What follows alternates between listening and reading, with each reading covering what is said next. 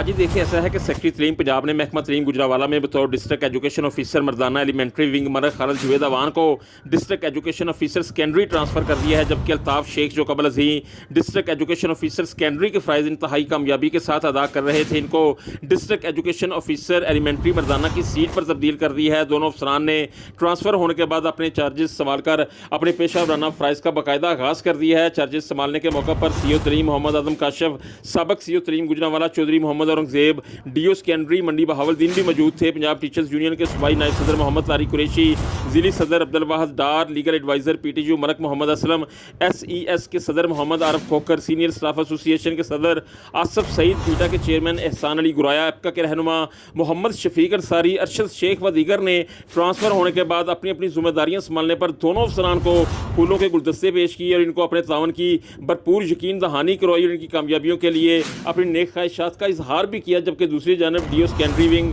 मलक खालिद जुवेद अवान और DO elementary wing मर्दाना मोहम्मद अल्ताफ़ शेख का कहना था कि वो अपनी अपनी जिम्मेदारियां अदा करने के लिए पूरी तरह मुतहरक और चौकस हैं। महकमा तलीम की तरक्की के लिए पहले भी कमिटेड थे और सीओ तलीम मोहम्मद आजम काशिफ की वलवला अंगेज़ क़यादत में अपने दफ्तरी स्टाफ और तमाम असातिज़ा के तावन से महकमा तलीम को पंजाब भर में टॉप पोजीशन पर लाने के लिए अपना भरपूर किरदार अदा करेंगे। जी।